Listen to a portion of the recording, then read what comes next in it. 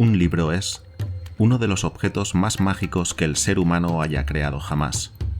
En él, una mente penetra en la nuestra a través del tiempo y del espacio.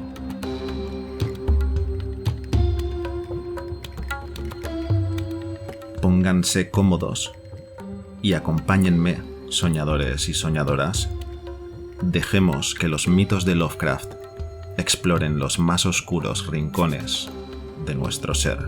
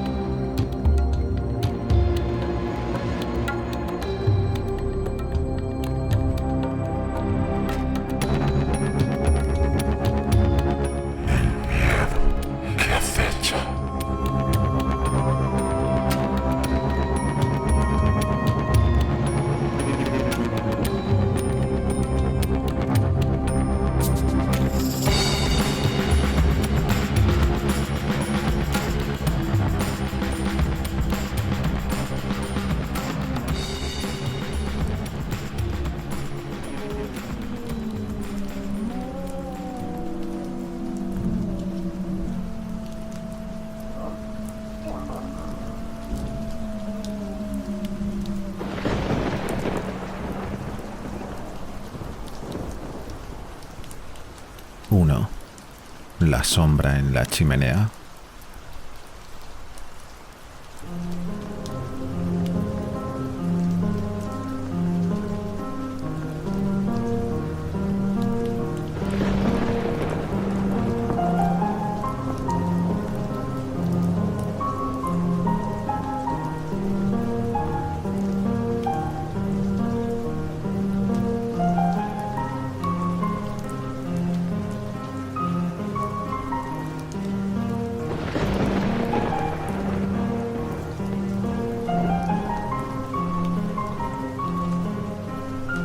Los truenos retumbaban en el aire la noche que fui a la mansión abandonada, en la cima de la montaña de la tempestad, a la búsqueda del miedo que acecha.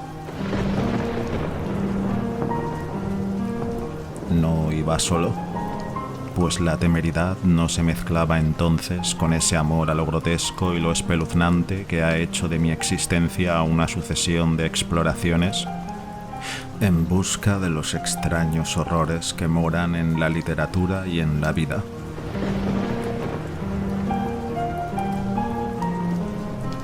Estaba acompañado por dos hombres fieles y atléticos a quienes había mandado llamar cuando llegó el momento. Hombres que desde hacía mucho tiempo habían estado ligados a mis horripilantes exploraciones a causa de sus singulares aptitudes. Partimos en secreto del pueblo para evitar a los reporteros que aún quedaban, después del espantoso suceso del mes anterior, la muerte de Pesadilla que se arrastra con sigilo. Más adelante pensé, podrían ayudarme, pero en ese momento no los quería cerca.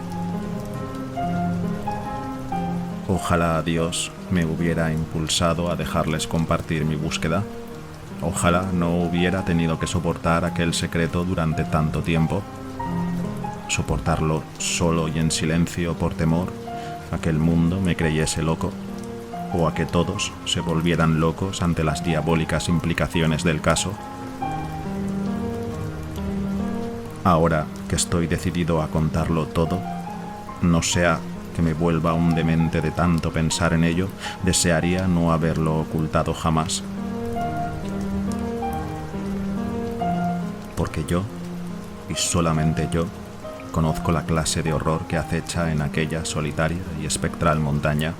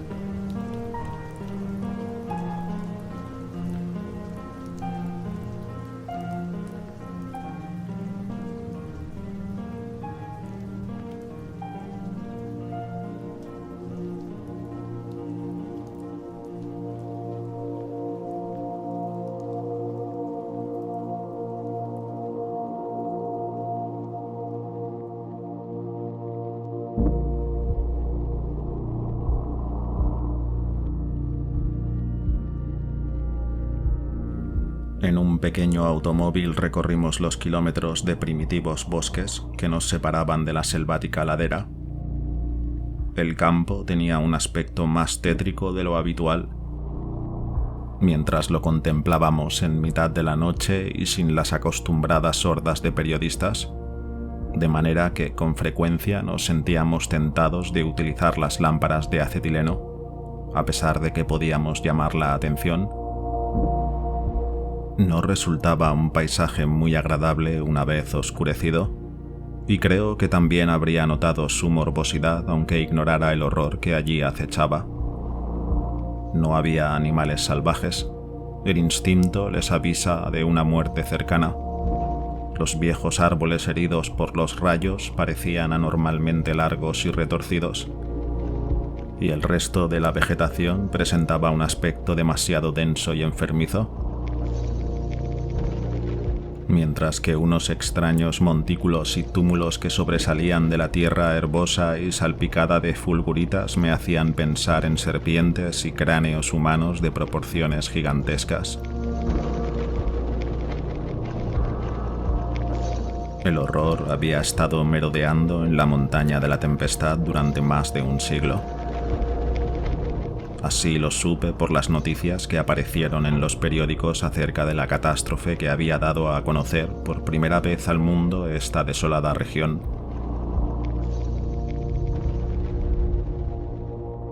Se trata de una solitaria y distante elevación situada en esa zona de los Catskills, donde en otro tiempo la civilización holandesa había penetrado apenas y de forma efímera, dejando tras de sí unas cuantas mansiones decadentes y una degenerada población de colonos que fundaron míseras aldeas en algunas laderas desoladas.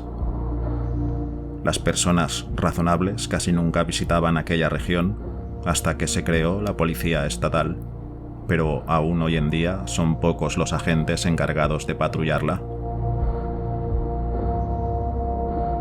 El horror, sin embargo, goza de una antigua tradición en todos los pueblos del vecindario y sigue siendo el principal tema de conversación entre los pobres mestizos que a veces abandonan los valles para intercambiar sus cestos artesanales por los artículos de primera necesidad a los que no tienen acceso, ya que no pueden cazar, ni criar ganado ni cultivar la tierra. El miedo que acecha moraba en la cerrada y desierta mansión martense, situada en lo alto de la elevada, aunque gradual, cuesta cuya propensión a las tormentas le valió el nombre de Montaña de la Tempestad. Durante un centenar de años, la vetusta casa de piedra rodeada de bosquecillos había sido temas de historias increíblemente extraordinarias y horripilantemente monstruosas. Historias sobre una muerte silenciosa, traicionera, colosal, que salía a la luz todos los veranos.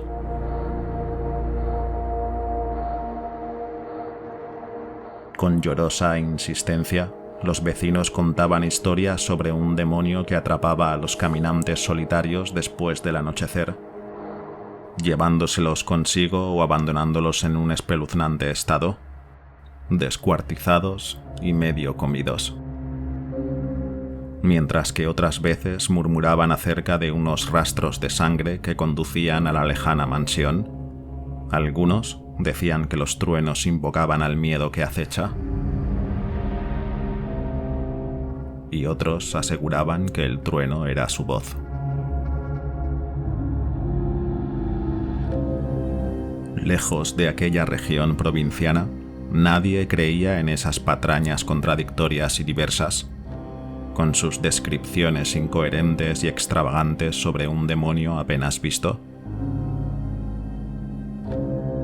Y sin embargo, ningún granjero ni aldeano dudaba de que la mansión martense estaba hechizada por un ser diabólico. La historia local impedía semejante duda, aunque jamás se encontró evidencia alguna de maldad por los investigadores que habían visitado el edificio después de escuchar algunas de las más espeluznantes historias de los pobladores.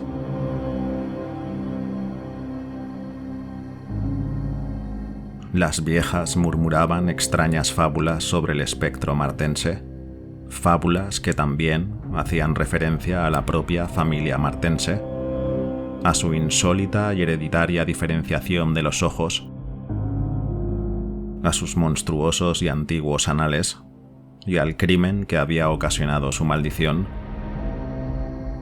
El terror que me había hecho aparecer en escena fue una repentina y portentosa confirmación de las más atroces leyendas de los montañeses.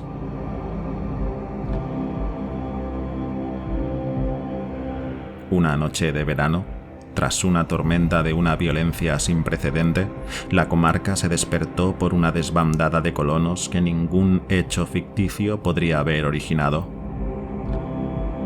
La mísera horda de nativos gritaba y gemía, musitando acerca del horror innombrable que había caído sobre ellos. Y nadie lo puso en duda. No lo habían visto, pero escucharon tales alaridos en una de las aldeas que se dieron cuenta de que la muerte reptante había llegado. Por la mañana, los ciudadanos y la policía estatal siguieron a los aterrorizados montañeses hasta el lugar al que, según ellos, la muerte había llegado. Y desde luego, la muerte estaba allí.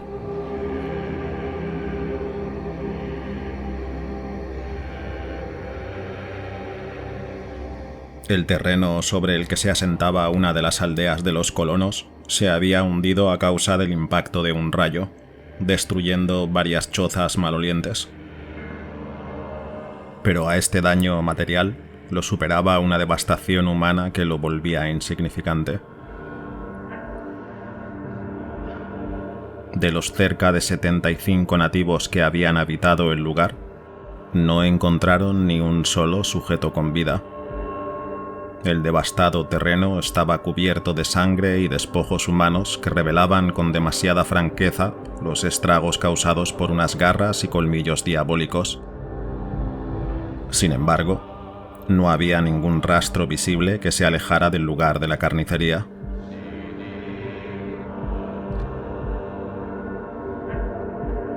Todos coincidieron enseguida en afirmar que aquello había sido causado por alguna bestia sanguinaria, y a nadie se le ocurrió mencionar que unas muertes tan espantosas pudieran estar relacionadas con los sórdidos crímenes que suelen tener lugar en las comunidades decadentes.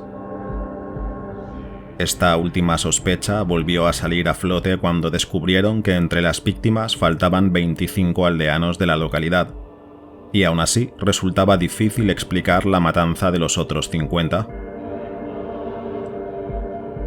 Pero todo quedó en que, una noche de verano, había caído un rayo de los cielos y sembrado de muertes la aldea, dejando un rastro de cuerpos horriblemente mutilados, mordidos y desgarrados. Los aterrorizados aldeanos enseguida relacionaron aquel horror con la encantada mansión martense, aunque el pueblo se encontraba a más de 5 kilómetros de distancia. La policía se mostró aún más escéptica, incluyó la mansión en sus investigaciones de una manera rutinaria y la descartaron por completo cuando verificaron que se hallaba desierta. Las gentes del campo y de los pueblos, sin embargo, registraron el lugar con sumo cuidado, revolviendo todo lo que encontraron en la casa, sondeando los pozos y estanques, registrando la maleza y dando batidas por los bosques cercanos. Todo fue inútil. La muerte no había dejado otro rastro que el de la propia destrucción. Al segundo día de investigación, la noticia apareció ampliamente comentada en los periódicos, y los reporteros invadieron la montaña de la tempestad. La describieron con gran detalle, e incluían numerosas entrevistas que corroboraban las historias de miedo que contaban las viejas del lugar. Al principio seguí los acontecimientos sin mucho entusiasmo, pues soy un experto en este tipo de cosas, pero, transcurrida una semana, percibí una atmósfera que me causó una extraña conmoción. Así que el 5 de agosto de 1921 me registré entre los periodistas que abarrotaban el hotel de Lefferts Corners, el pueblo más cercano a la montaña de la tempestad y conocido cuartel general de los investigadores. 3 semanas después, la marcha de los periodistas me dejó vía libre para iniciar una espeluznante exploración basada en los minuciosos interrogatorios y pesquisas topográficas que había ido recopilando entre tanto. Así que esa noche veraniega, mientras resonaban los truenos lejanos, dejé el silencioso automóvil y empecé a caminar junto a mis 2 compañeros armados hacia los últimos montículos que coronaban la montaña de la tempestad. Enfocando los rayos de la linterna eléctrica sobre los muros espectrales y grises que empezaban a surgir entre robles gigantescos. En aquella morbosa soledad nocturna, bajo la tétrica luz de la linterna, el inmenso y rectangular edificio mostraba oscuros signos de terror que el día no llegaba a revelar. Sin embargo, no vacilé ni un momento, ya que había venido con la irrevocable decisión de comprobar cierta hipótesis. Pensaba que los truenos hacían salir de algún espeluznante lugar secreto al demonio de la muerte, y tanto si aquel diablo era una entidad sólida o una pestilencia vaporosa, yo pretendía verlo.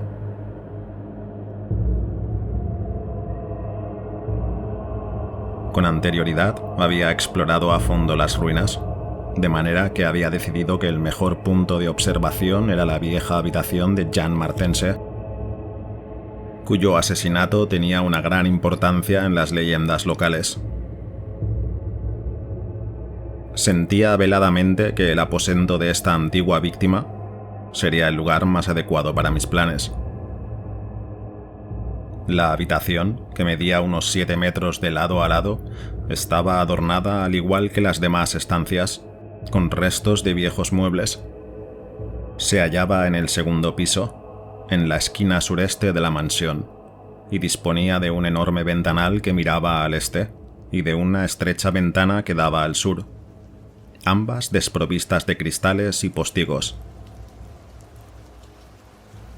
Enfrente del ventanal había una monumental chimenea holandesa con azulejos pintados que representaban al hijo pródigo, y en el lado opuesto a la ventana estrecha descansaba una espaciosa cama adosada a la pared.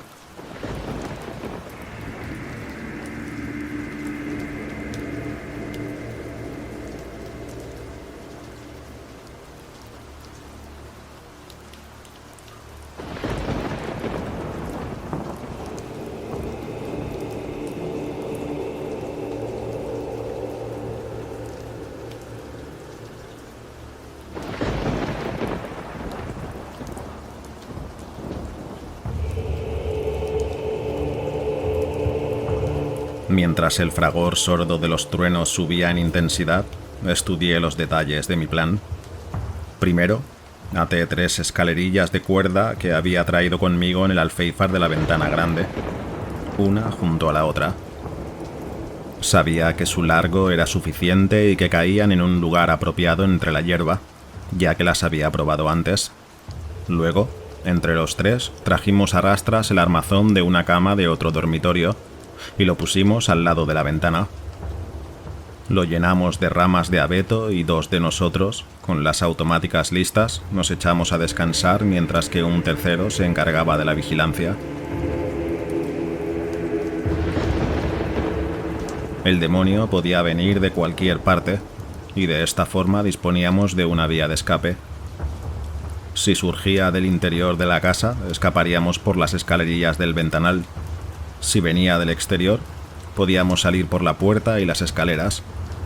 No se nos ocurrió pensar, teniendo en cuenta los anteriores sucesos, que podría perseguirnos durante mucho rato, en el peor de los casos. Transcurrió mi turno de guardia, de 12 de la noche a 1 de la madrugada.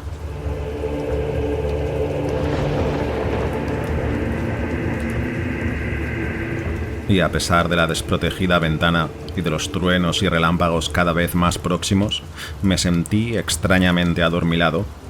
Estaba incorporado entre mis 2 compañeros, George Bennet yacía en el lado de la ventana y William Toby en el de la chimenea. Bennet estaba dormido, dominado por la misma insólita somnolencia que había hecho presa en mí, de manera que pensé en Toby para la siguiente guardia, a pesar de que cabeceaba. Resultaba curiosa la intensidad con la que yo vigilaba la chimenea. La creciente tormenta debía de haber afectado mis sueños, ya que durante el breve instante en el que caí dormido tuve unas visiones apocalípticas. En una ocasión me desperté a medias, seguramente a causa de que el hombre que dormía junto a la ventana había estirado un brazo sobre mi pecho. No me encontraba lo bastante despierto como para comprobar si Toby cumplía con su turno de guardia, pero sentí cierta angustia a este respecto. Nunca antes había experimentado tanta inquietud ante la presencia del mal. Después, debí de quedarme dormido de nuevo, pues mi mente pareció salir de un caos fantasmal cuando la noche se llenó de espanto y de unos gritos que superaban todas mis experiencias y delirios anteriores. En aquel chillido se aunaban los miedos más profundos del alma y la agonía humana, que pugnaban desesperada y estúpidamente por desgarrar las puertas de ébano del olvido. Desperté en medio de una demencia roja y de una burla diabólica. Mientras aquella angustia cristalina y fóbica se retiraba y repercutía en imágenes cada vez más lejanas e inconcebibles. No había luz, pero me di cuenta por el vacío que sentí a mi derecha de que Toby se había ido. Solo Dios sabía a dónde.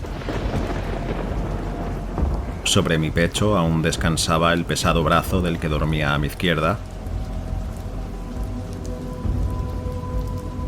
Luego se produjo un devastador relámpago que sacudió toda la montaña, iluminó los rincones más tenebrosos de la vetusta arboleda y desgajó el árbol más añoso y retorcido.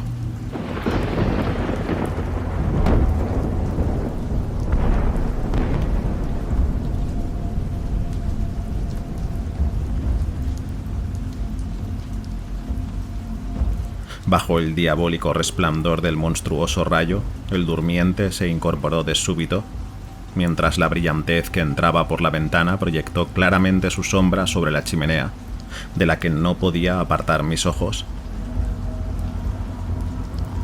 Me es totalmente incomprensible seguir sano y con vida. No puedo entenderlo, porque la sombra de la chimenea no correspondía con la de George Bennet, o con la de cualquier otro ser humano, sino con la de una blasfema anormalidad surgida de los abismos más profundos del infierno, una abominación sin forma y sin nombre que ningún cerebro podría captar por completo, ni ninguna pluma describir siquiera parcialmente.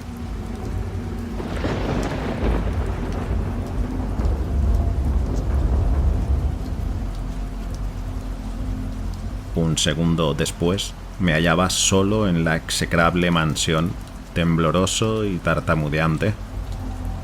George Bennet y William Toby habían desaparecido sin dejar rastro, ni siquiera de lucha. Jamás volvió a saberse de ellos.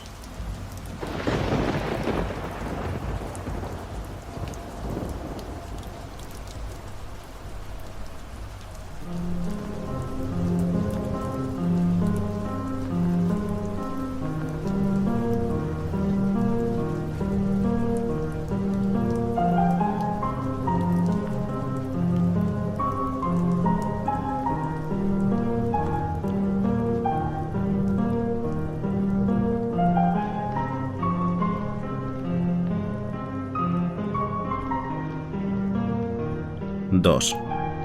Un transeúnte en la tormenta.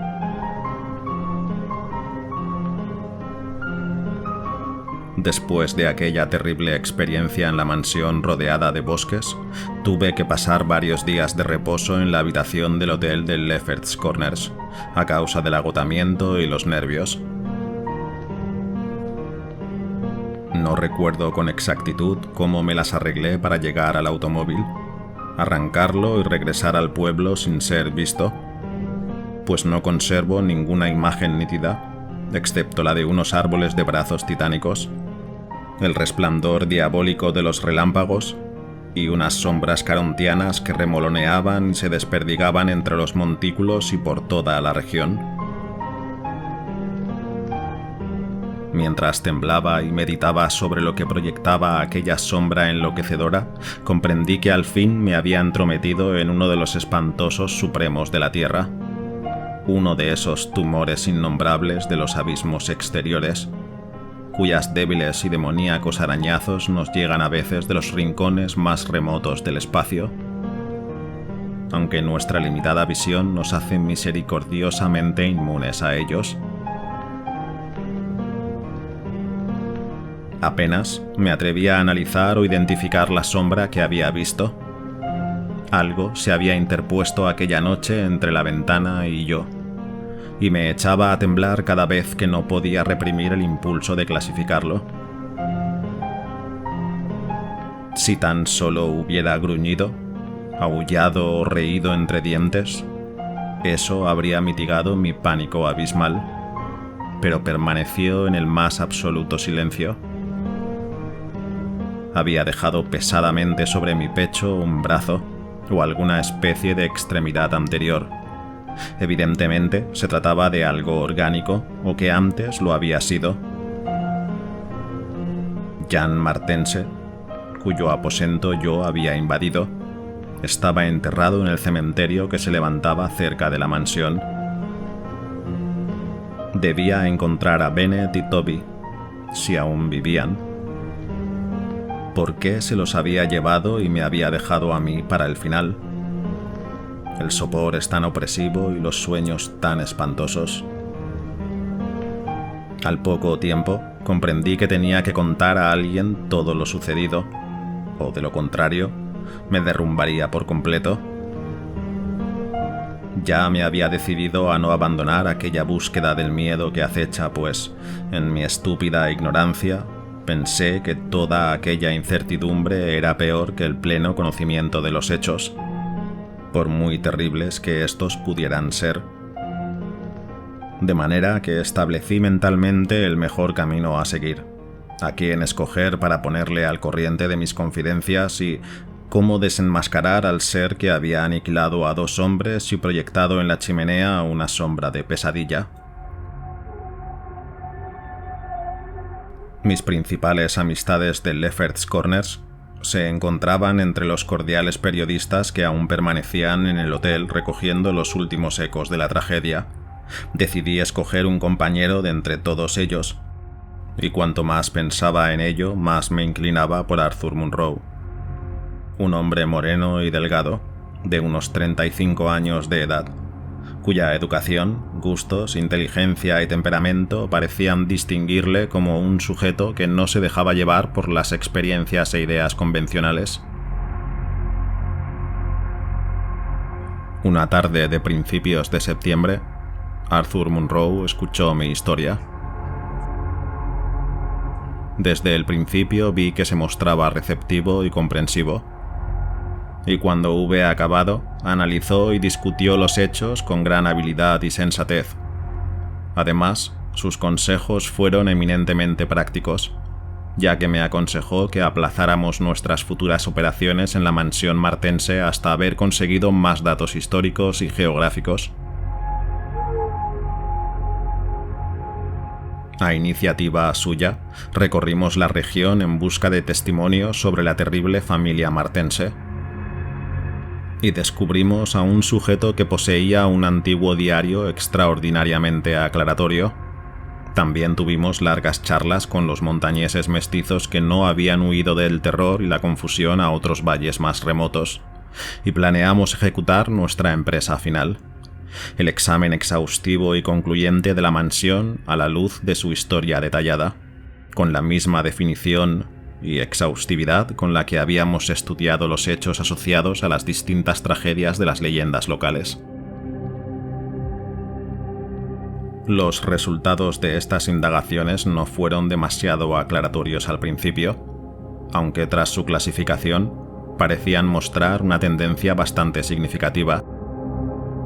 Digamos que el número de horrores denunciados resultaba con mucho más elevado en zonas relativamente próximas a la casa, o conectadas con ella por bosques tenebrosamente espesos.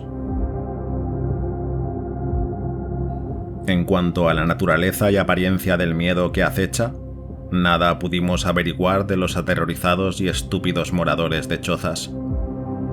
Lo mismo decían que se trataba de una serpiente como de un gigante, un diablo de la tormenta, un murciélago, un buitre o un árbol andante. Sin embargo, los dos creímos suficientemente justificado asumir que se trataba de un organismo vivo altamente susceptible a las tormentas eléctricas. Y aunque algunos de los relatos sugerían la existencia de alas, pensamos que su aversión por los espacios abiertos hacía más probable que se desplazase por vía terrestre. Lo único verdaderamente incompatible con esta última teoría era la rapidez con la que debía moverse aquella criatura para poder llegar a ejecutar todas las barbaridades que se le atribuían. Cuando conocimos con mayor profundidad a los aldeanos, descubrimos que eran insólitamente agradables en muchos aspectos. Eran simples animales que descendían lentamente en la escala evolutiva a causa de un parentesco decadente y de un aislamiento embrutecedor.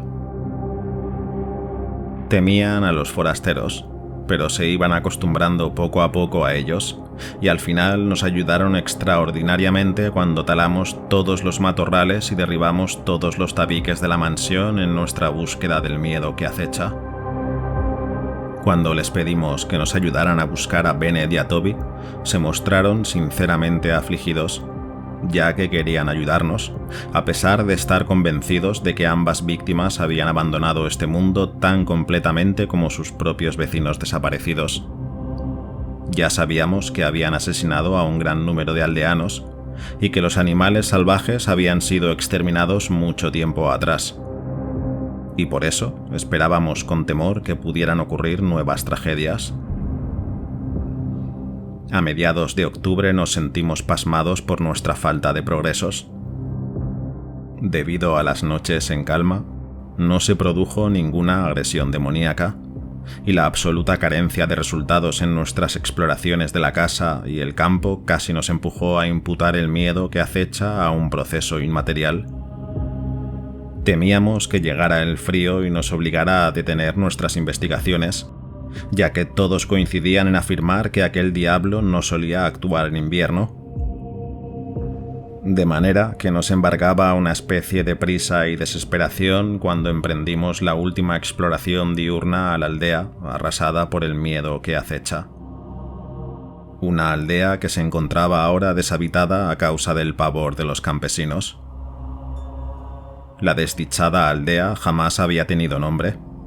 Llevaba largo tiempo enclavada en una hondonada sin árboles, aunque protegida por dos elevaciones cuyos nombres respectivos eran Montaña del Cono y Colina del Arce. Se hallaba más cerca de la Colina del Arce que de la Montaña del Cono, y algunas de las humildes moradas eran simples cuevas excavadas en la ladera del primer promontorio. Geográficamente, se encontraba a unos 3,5 kilómetros al noreste de la base de la Montaña de la Tempestad, y a 5 de la mansión rodeada de robles. El espacio que separaba la mansión de las primeras casas de la aldea era campo abierto, una llanura sin accidentes geográficos, exceptuando los sinuosos montículos, y poblada de una vegetación de hierba rala y matojos dispersos.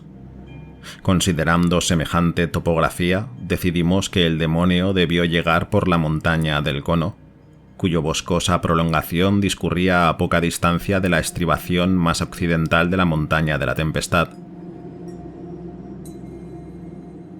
Atribuimos sin género de dudas aquella elevación del terreno a un corrimiento de tierras desde la Colina del Arce, en cuya ladera destacaba un enorme y solitario árbol, que parecía haber sido hendido por el rayo que había convocado al diablo. Tras inspeccionar palmo a palmo y por 20ª vez cada pulgada de la aldea, Arthur Munro y yo experimentamos cierta desmoralización mezclada con nuevos y vagos temores. Era en verdad extraño, a pesar de que lo insólito y lo sobrenatural se hallaba al alcance de la mano. Tropezar con un escenario totalmente desprovisto de huellas, a pesar de los terribles sucesos que habían tenido lugar. Y nos movíamos bajo un cielo cada vez más plomizo y oscuro, con esa trágica impresión de desconcierto que resulta de la combinación de un sentimiento de futilidad y de la necesidad de hacer algo. Lo investigamos todo con sumo cuidado. Volvimos a revisar todas y cada una de las casas. Inspeccionamos de nuevo las viviendas subterráneas en busca de cuerpos. Recorrimos las laderas montañosas con la esperanza de encontrar nuevas grutas o guaridas. Pero todo fue inútil. Y sin embargo, como ya he dicho antes, sentíamos en torno a nosotros una especie de terror nuevo e indeterminado, como si unos grifos gigantescos y alados nos acecharan invisibles desde los picos de las montañas y nos espiaran con ojos destructivos desde los abismos transcósmicos. Según fue avanzando la tarde, se hizo más difícil distinguir las cosas, y oímos el retumbar de una tormenta que se estaba desatando alrededor de la montaña de la tempestad.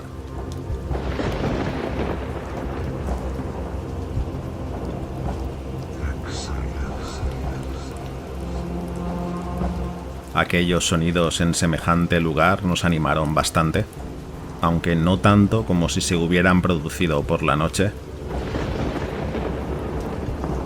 De esta forma, ansiamos desesperadamente que la tormenta perdurara hasta bien entrada la noche, y con esa esperanza abandonamos la búsqueda sin rumbo que llevábamos a cabo en la ladera montañosa y nos acercamos a la aldea más próxima con la intención de reclutar un grupo de colonos para que nos ayudaran en nuestra investigación. A pesar de su timidez, algunos de los más jóvenes se sintieron lo suficientemente confiados por nuestro protectivo liderazgo como para prometernos su ayuda. Pero apenas nos habíamos dado la vuelta cuando empezó a caer una cortina de agua tan intensa y torrencial que nos vimos obligados a buscar refugio.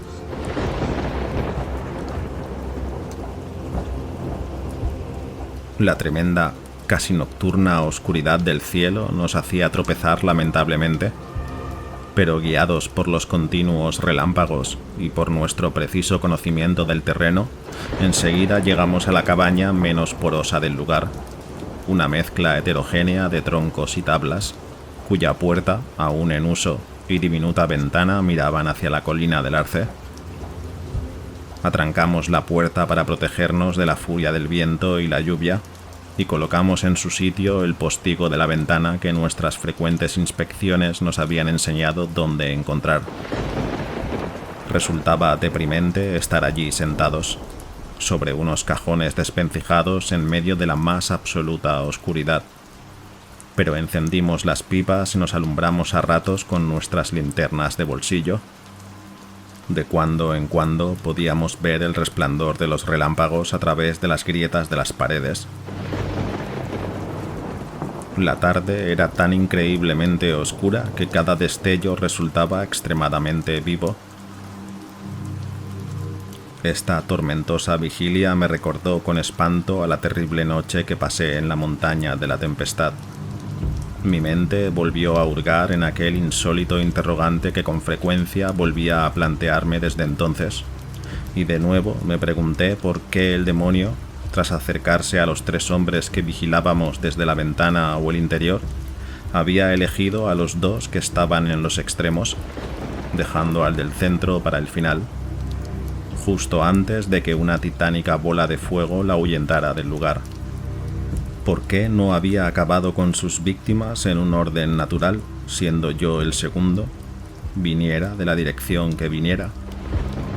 ¿Con qué clase de enormes tentáculos se hizo con ellos? ¿Acaso sabía que yo era su líder y decidió reservarme un destino peor que el de mis compañeros? En medio de todos estos pensamientos, como para intensificar su dramatismo, cayó cerca de nosotros un terrorífico rayo. seguido al instante por el retumbar de un corrimiento de tierras.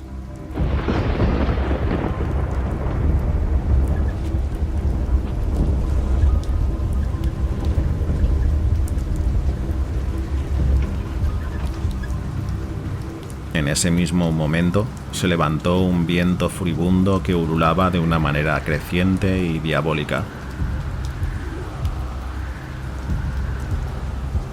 Tuvimos la seguridad de que el solitario árbol de la colina del Arce había sido alcanzado nuevamente por el rayo, y Munro se incorporó del cajón en el que estaba sentado y se acercó a la diminuta ventana para verificar este hecho. Nada más quitar el postigo, el viento y la lluvia penetraron aullando de forma ensordecedora, y no pude escuchar lo que decía. Así que esperé mientras él se asomaba intentando abarcar el pandemonium de la naturaleza. Poco a poco, la menguante intensidad del viento y la dispersión de la insólita oscuridad nos hizo ver que la tormenta estaba alejándose. Yo había esperado que durase hasta la noche, cosa que nos habría ayudado bastante en nuestras investigaciones, pero un furtivo rayo de sol penetró por una rendija que había justo detrás de mí y disipó todas mis esperanzas. Le dije a Munro que sería mejor dejar entrar un poco de luz, aunque cayeran más chaparrones, y desatranqué la puerta y la abrí. El terreno se había convertido en una extraña mezcla de charcos y barro, y por todas partes se veían nuevos y pequeños montículos producidos por el reciente corrimiento de tierras, pero no descubrí nada que justificara el interés que mantenía a mi compañero asomado a la ventana sin decir absolutamente nada. Me acerqué hasta él y le toqué en el hombro, pero no se inmutó. Entonces, mientras le sacudía en plan de broma y le volvía hacia mí, sentí los zarcillos estranguladores de un horror enfermizo cuyas raíces se hundían en pasados insondables y en los abismos sin fondo de la noche que se estremece más allá del tiempo. Pues Arthur Munro estaba muerto, y en lo que quedaba de su mordisqueada y abierta cabeza ya no había cara.